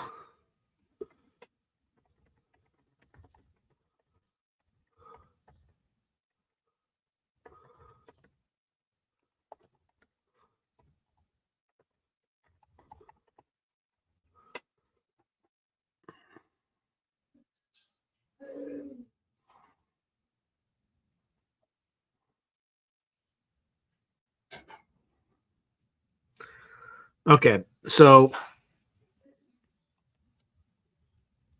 Johnny Sands was a country and western singer who reported a bizarre and unsettling encounter with two mysterious men following a UFO sighting. Here's the kind of the story. So this happened in January 1976. Johnny Sands claimed he had seen strange lights in the Nevada desert near Las Vegas. The object reportedly hovered, emitted a bright light, and performed movements that defied conventional aircraft. Shortly after the UFO sightings, Sands was approached by two men who fit the classic descriptions of the MIB. Both wore black suits, white shirts, and black ties. They had an odd, unsettling appearance, described as having quote-unquote Oriental features, but with very pale skin and an unusual waxy quality. There's that waxy description of skin. The men behaved strangely, asking him questions in monotone voices and using stilted formal language. The men asked Sands a series of bizarre and seemingly unrelated questions, including inquiries about his personal beliefs, his singing career, and the UFO sighting. They displayed limited understanding of human norms, struggling with common expressions or conversational flow. At one point, Sands claimed the men issued a veiled threat, warning him to forget what he had seen in the desert. He interpreted their behavior as an attempt to intimidate him into silence about his UFO experience. Sands noted that the men moved in a robotic or mechanical manner, lacking the fluidity of normal human movement. They seemed to struggle with basic gestures and actions, further fueling suspicions that they were not entirely human. Sands described their skin as having a plastic-like texture, contributing to the surreal nature of the encounter. Their expressions and physical features appeared almost artificial, as if they were wearing masks or disguises. Sands went public with his story, describing the encounter during interviews and appearances. He was convinced the men were connected to his UFO sightings. Some UFO researchers took an interest in his case, noting the similarities to other MIB reports.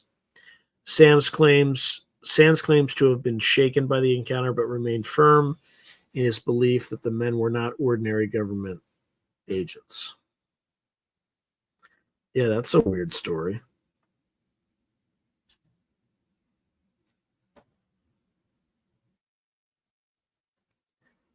Let's see.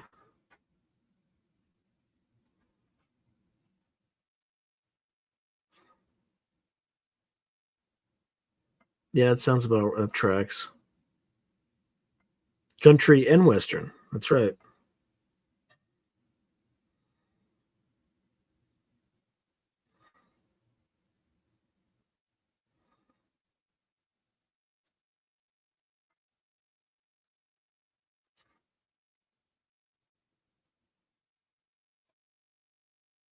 That's weird. So I'm Cold writes, I remember one of the witnesses was working on base when he was called for an interview by two strange men. They took him to an old farmhouse on base. Later, he told the base commander, and the base commander demanded to see the farmhouse, and it was run down and looked like it hadn't been used for years when it would look brand new when he was being interviewed. Part 2. Okay. Let's find out.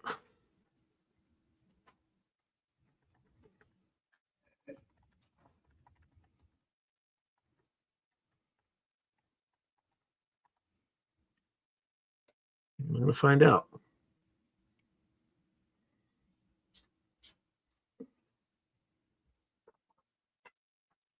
All right. Yes, there's an intriguing aftermath to the Johnny Sands Men in Black incident. Okay. And after going public with his story, Sands reported additional strange occurrences. He claims to have felt like he was being watched or followed by unidentified individuals, adding to his unease.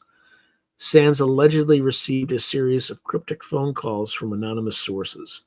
These calls reportedly included threats, warning him to stop speaking about his UFO experience and the MIB encounter.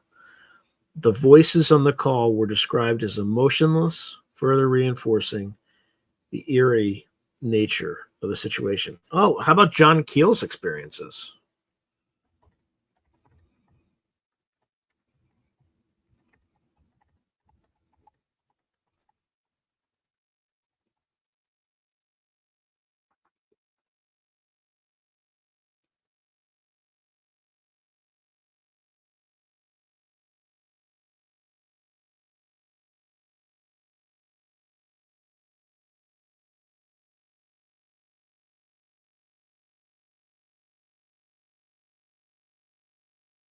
All right, so here's what it says about John Keel.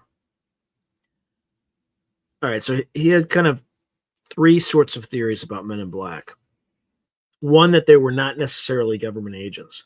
Keel believed that the Men in Black were not standard government operatives, but something strange or possibly connected to UFOs, interdimensional beings, or paranormal forces.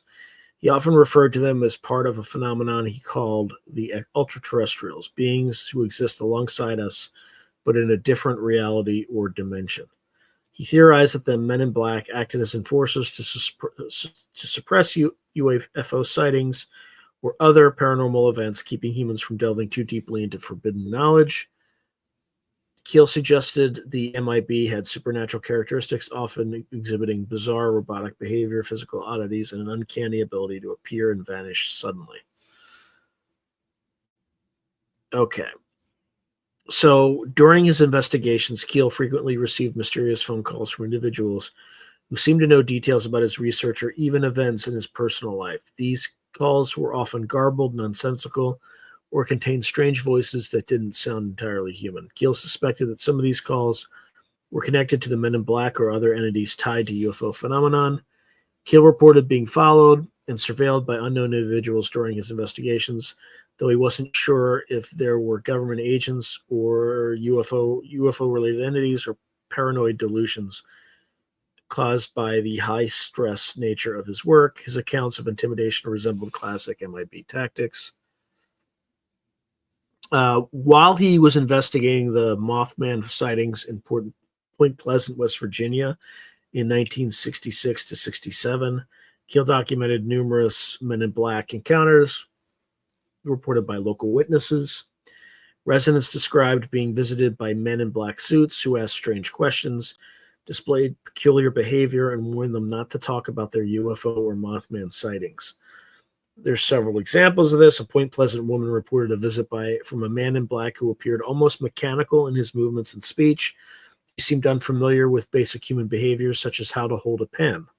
Another witness described a man with an unnaturally pale complexion and glowing eyes who interrogated her about her UFO sighting. Keel observed that the men in black often appeared shortly after a sighting or encounter, reinforcing their role as suppressors of the paranormal.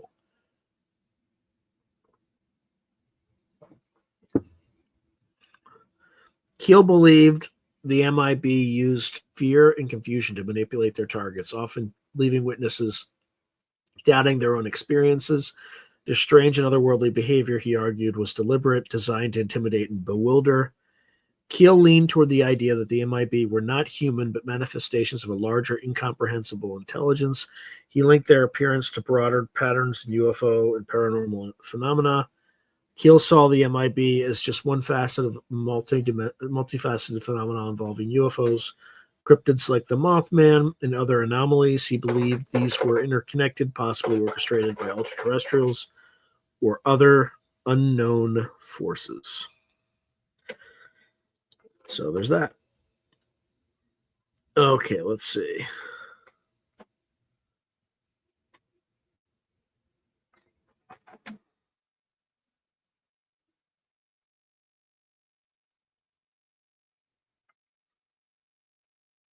He surrounded him and others in the desert. All right, let me see if I can find that one.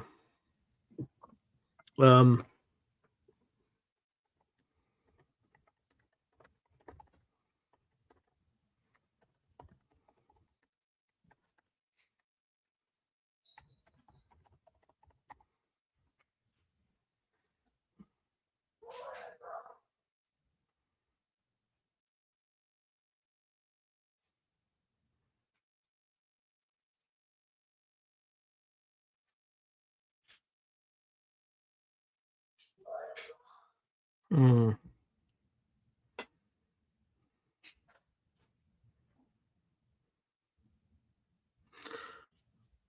Well, we can always and himself. Let me see if I can.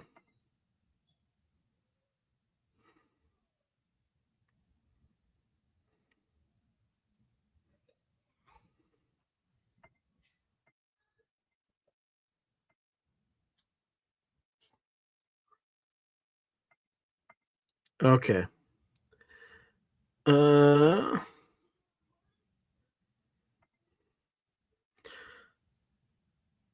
Trying to do this in an intelligent way.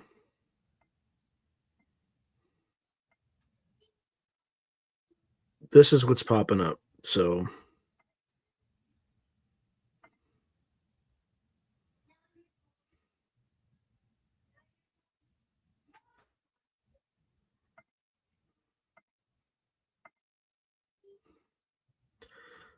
okay.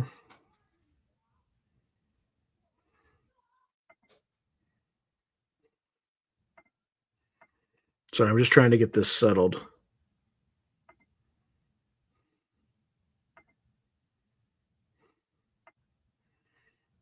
All right, let me know if y'all can hear this.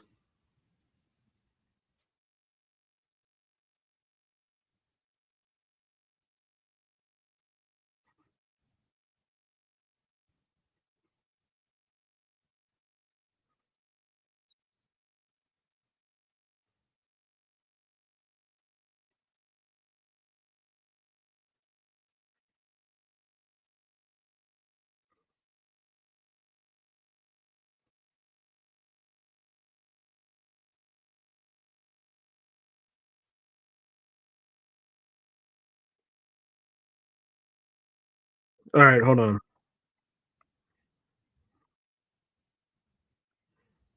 It sounds like it's BS anyway, though. Like this particular. Um, you gotta love how it just sometimes just. Let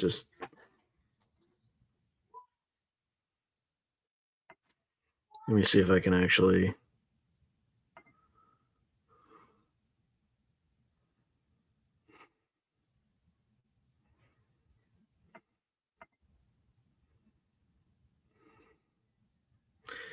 Yeah, I don't. I'm not gonna. I'm not gonna try to figure it out. It's just I'll just be wasting time. Um. Yeah, exactly. But thank you for letting me stop that. He was just telling. He was telling the story, but it rhymed. He was like making a poem out of it, and that just tells me he's just an attention seeker. Like it doesn't enhance his credibility to me. It actually severely damages it. Yeah, yeah, not great stuff.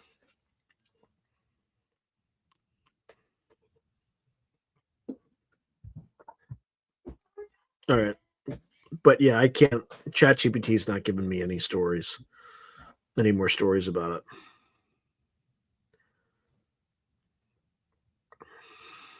So,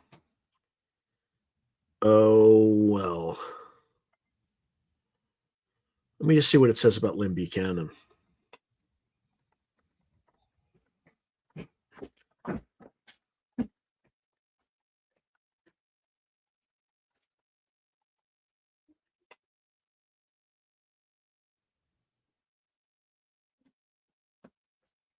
Ha!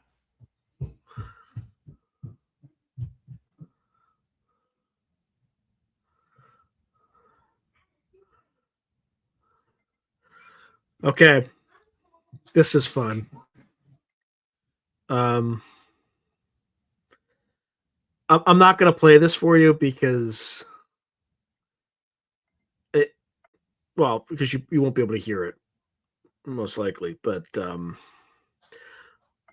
this is the first time this has happened to me, and I think it's great. I think it's pretty awesome. Hold on, just get this so that oh, for fuck's sake, excuse my language. Okay, so I'm just going to share this one more time. I'm not going to play it though. I'm just okay. So I just typed in, does Lynn Buchanan have any Men in Black stories? Okay, so you can see what it says here. Okay, so Lynn Buchanan, a former U.S. Army intelligence officer, has recounted experiences involving individuals resembling the enigmatic Men in Black. During his tenure with the military's remote viewing program, Buchanan was involved in several incidents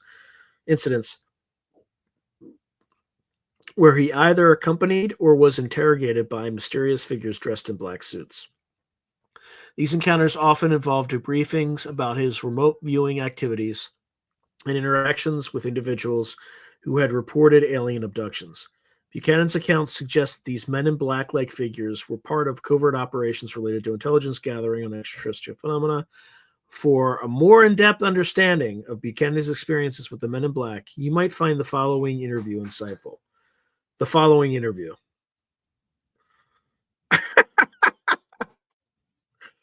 I'll give that a big like. Okay. So I never saw that happen before. So, oh, I just closed my ChatGPT session. That's not smart.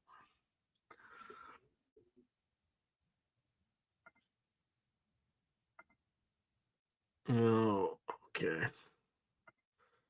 All right, I got everything still. All right.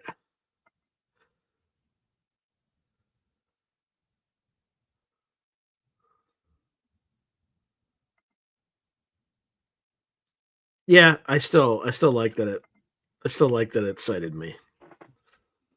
It means, I mean, hopefully it means it'll cite me for somebody else when they do like, because there's probably nothing else out there. That might be the only interview where he said something about it. Anyway, yeah.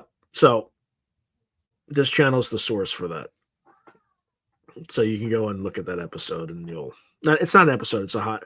It is that episode, but that's like a hot clip where he talks specifically about it. But there's that whole episode. It is in that larger episode, and also a clip like that. So, oh man.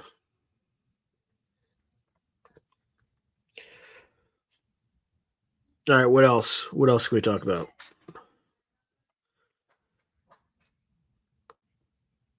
Yeah, I bet you it's had sentience long before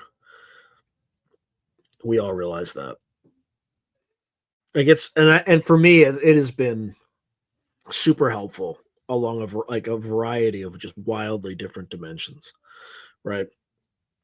I use it to write legal contracts. I'm not a lawyer, by the way. Um, I use it like to help me do financial models a little bit faster. I use it for coding at times.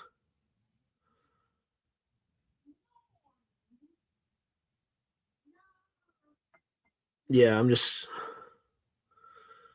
no. I will now though. Um,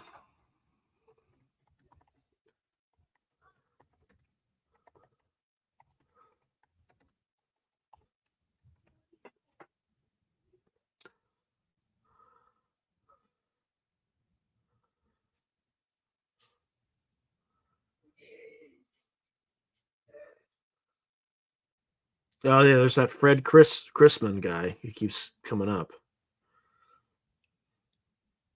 Just give me a second to. Oh yeah, and then Maury Island and all that crazy stuff. Okay, so the Kenneth Arnold Men in Black case is one of the earliest and most intriguing instances of mysterious figures allegedly involved in UFO related events. Kenneth Arnold is famously known as the father of modern UFOs in his 1947 sighting of 9 crescent shaped objects flying near Mount Rainier, Washington, which popularized the term flying saucers. His encounter with the MIB like figures adds another layer of mystery to his story.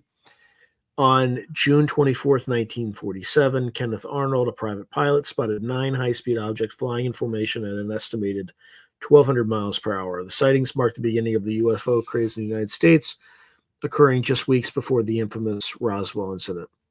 Shortly after Arnold went public with his sighting, he had encounters with individuals who exhibited classic MIB-like traits. Arnold reported being approached by several men who claimed to have official government affiliations. These individuals interrogated him about his UFO sighting and requested that he stop discussing the event publicly. Arnold described their demeanor as overly formal and somewhat intimidating. They seemed focused on discrediting his sightings or discouraging him from pursuing further investigations into UFOs. Arnold felt uneasy during and after these encounters, describing a pervasive sense of fear and intimidation. He suspected these men were attempting to suppress information about UFOs. As part of his investigation into UFOs, Arnold worked with Fred Chrisman, a man tied to the mysterious Maury Island UFO incident, which had occurred just days before Arnold's sighting. Chrisman and his colleague, Harold Dahl, claimed to have witnessed a UFO dumping slag-like material into the water, which damaged their boat and injured a crew member. After investigating this case, Arnold learned that Chrisman and Dahl were also visited by men who demanded their silence, a hallmark of MIB behavior.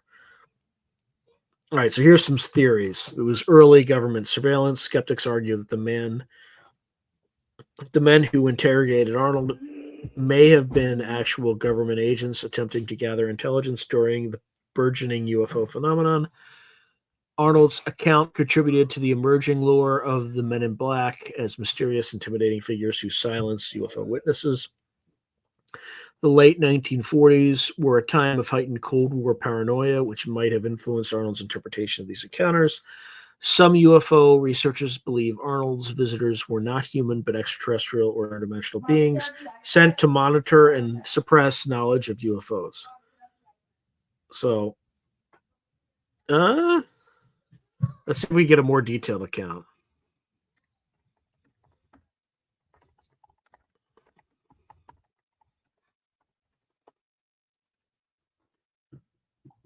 Okay.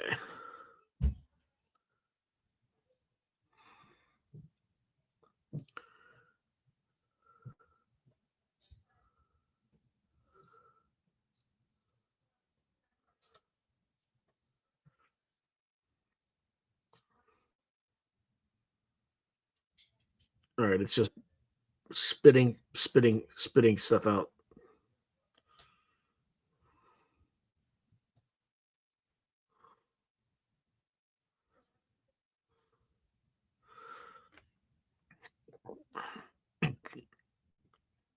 All right, let's see.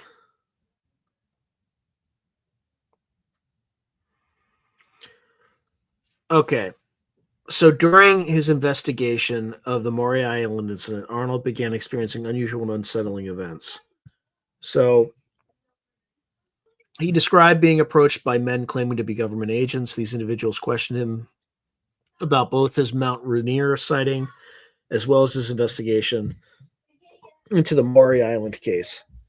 They appeared overly formal, cold, and intimidating, traits that would later become hallmarks of MIB encounters. Arnold noticed inconsistencies in their credentials and behavior. They seemed to have limited knowledge of human customs and societal norms, adding to his unease. He felt their true purpose was to persuade him from pursuing his UFO research. Arnold reported feeling deeply unnerved by these encounters. He describes a sense of being watched and a growing paranoia about his safety. He suspected these men were attempting to suppress his findings about UFOs and silence witnesses involved in the Maury Island incident. Yeah, so I mean, I don't think I'm going to get much more out of that. So let's see.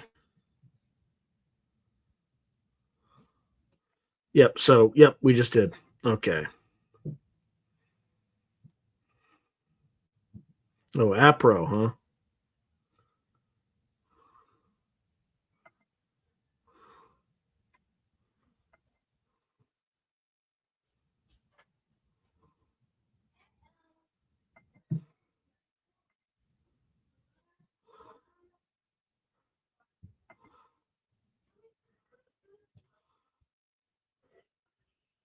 Oh, Dr. Leo Sprinkle is a pretty credible researcher. Hmm. Yeah, I think they did. I think they did.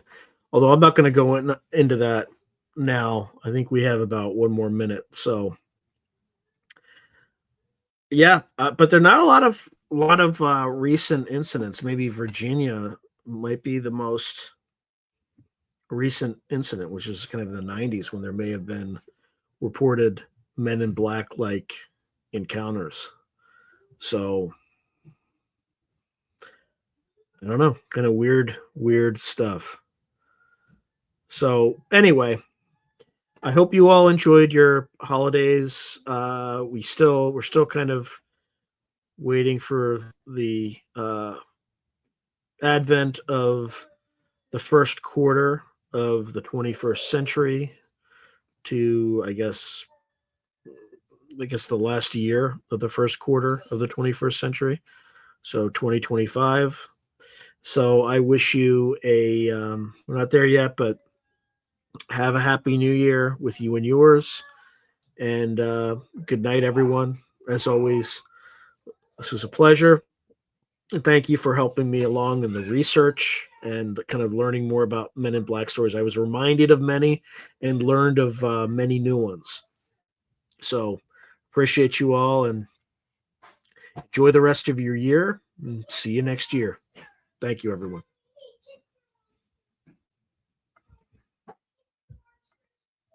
Oops, I didn't want to do that.